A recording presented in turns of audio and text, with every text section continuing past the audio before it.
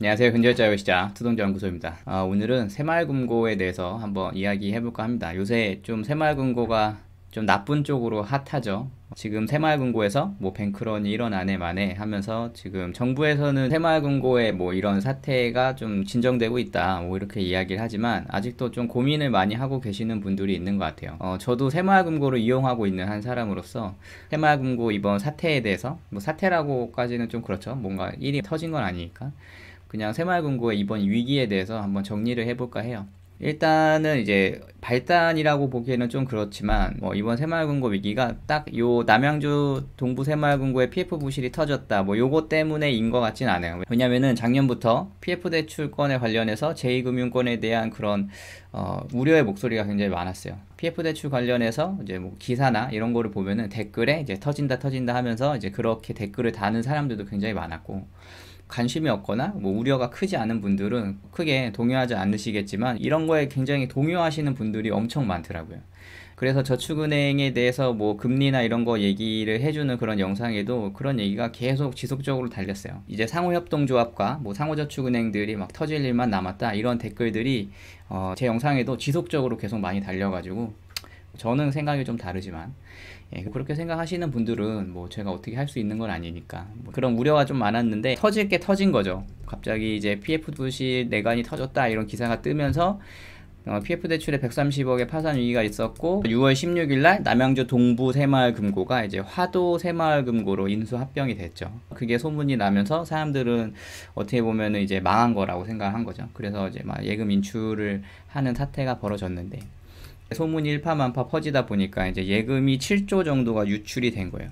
요새는 뭐 정보를 얻을 수 있는 그런 창구가 많잖아요. 뭐 유튜브를 비롯해가지고 뭐 여러 가지가 굉장히 커뮤니티도 많이 발달돼 있고, 그러니까 이제 사람들이 예적금을 막 빼기 시작한 거죠. 빼기 시작하니까 7월 2일 날 이제 기사가 떴는데 새마을금고가 7조가 빠지자 정부가 특별 점검에 나선다. 그래서 부실 우려가 큰 30곳에서 특별 점검을 한다. 연체율이 지금 평균 6.4%다.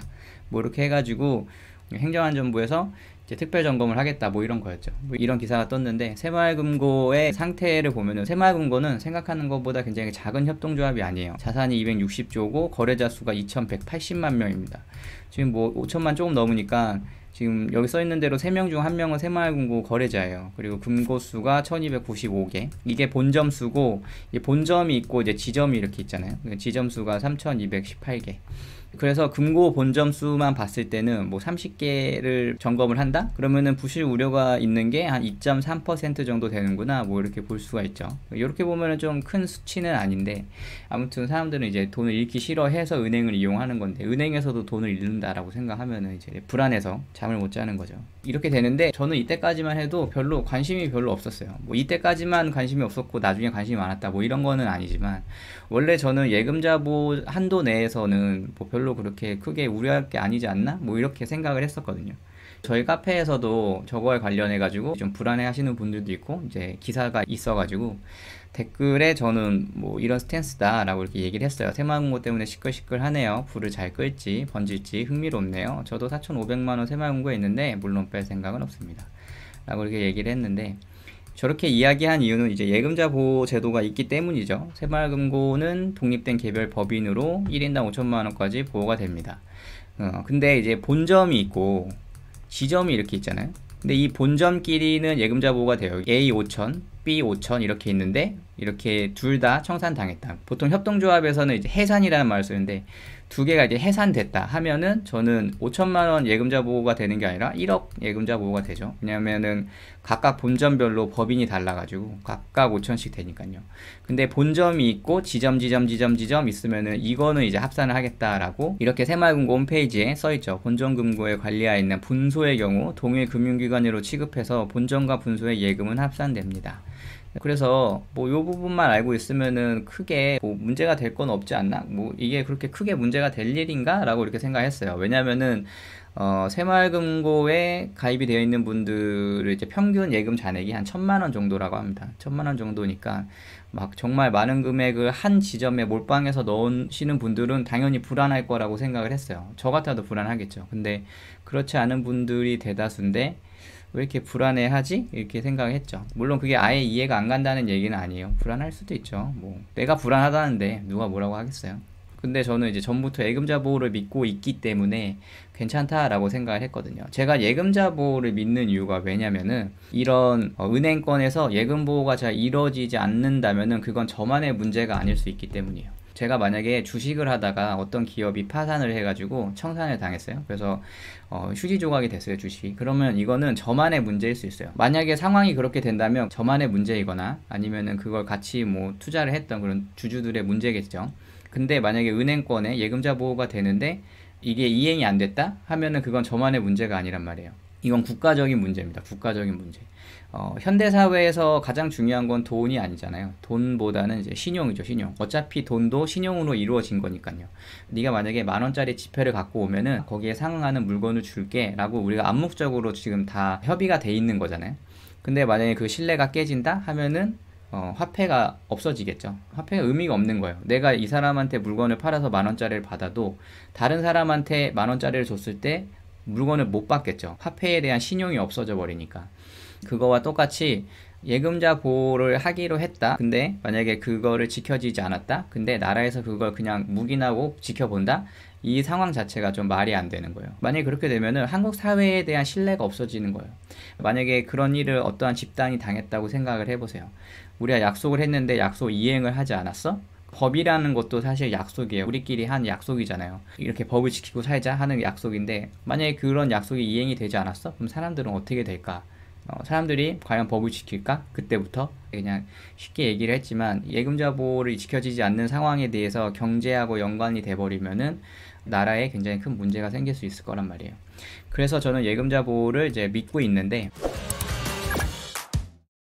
아니나 다를까 이런 문제가 계속 불거지니까 행정안전부에서 새마을금고에 맡기는 예적금을 안전하게 보호하겠습니다 라고 하면서 7월 5일날 보도자료를 냈죠.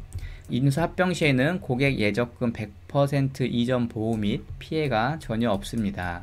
그리고 안정적인 현금 자산을 보유하고 있습니다. 얼마나? 77조. 그러니까 지금 새마을금고가 250조 정도의 자산을 갖고 있는데 약 30% 정도를 현금성 자산으로 보유하고 있다. 그러니까 안전하다. 이렇게 하면서 행정안전부에서 얘기를 한 거죠. 그러니까 행정안전부에서 얘기를 했다는 거는 나라에서 이렇게 얘기를 했다는 거죠. 7월 5일날 이런 보도자료를 냈을 때 여기 보면은 피합병금고의 자산부채 전액 그대로 새로운 우량금고로 이관이 되고 기존의 금리 만기 등 모두 동일한 조건으로 새로운 금고에 이관되어서 보호가 됩니다. 그래서 5천만원 초과 예적금을 포함한 고객 예적금은 원금과 이자가 모두 100% 이전이 돼서 5천만원 초과 예금도 보호가 되는 등 피해가 발생하지 않습니다. 라고까지 이야기를 했어요. 그러니까 5천만원 이상도 보호가 된다. 물론 합병이 됐을 때의 얘기죠. 그래서 이런 자료를 이제 보도했는데 신뢰를 얻기 위해서 이런 걸 얘기한 거죠. 근데 제가 이 보도자료를 보고 처음 들었던 생각은 청산되는 경우는 없었나? 그러니까 해산된 경우는 여태까지 없었나? 뭐 요거랑 우량금고의 비율이 어느 정도 되지? 였어요.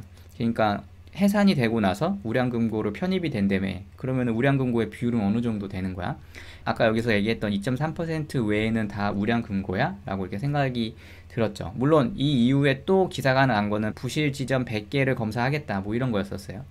그러니까 부실이라고 의심되는 게 100개니까 1195개는 그럼 우량한 거야? 라고 이렇게 생각이 들었던 거죠. 근데 거기에 대해서는 크게 명시가 없어서 조금 아쉽기는 했죠. 그러니까 이제 여기서 이제 갈리는 거죠. 나라를 믿을 수 있느냐, 나라를 믿을 수 없느냐, 뭐 이렇게 갈리는 건데 7월 6일날 또 보도자료를 내죠. 새마을금고 중도 해지한 사람한테 예적금 재해치하면 비과세 만기이자 복원됩니다 라는 거였죠. 그러니까 지금 이미 빠져나간 돈들 다시 넣으면은 이자 손실 100% 복원해주겠다 뭐 이런 거였죠. 그래서 뭔가 행정안전부가 진심이네 라는 생각을 했어요. 근데 이게 효과가 좋았던 게 자금이타 1조가 줄었고 재해치가 3,000건으로 늘었다는 이런 기사가 또 떴죠. 그리고 나서 그 다음날 금융위원장이 새마을금고에 6천만 원을 예치합니다. 그러니까 5천만 원 넘게 해도 안전하다는 걸 내가 보여줄 거야 하면서 이렇게 6천만 원 예치했죠.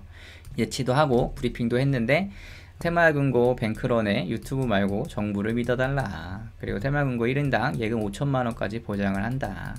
IMF 때도 예금 못 보내준 적 없다. 새마을금고 문제 없다. 이렇게 이제 기사가 막 떴죠. 이거에 더불어서 제가 알기로는 저축은행 사태 때에도 문제가 없었던 걸로 알고 있어요. 아무튼 이렇게까지 얘기를 했죠. 근데 저는 여기에 조금 공감했어요. 유튜브 말고 정부를 믿어달라.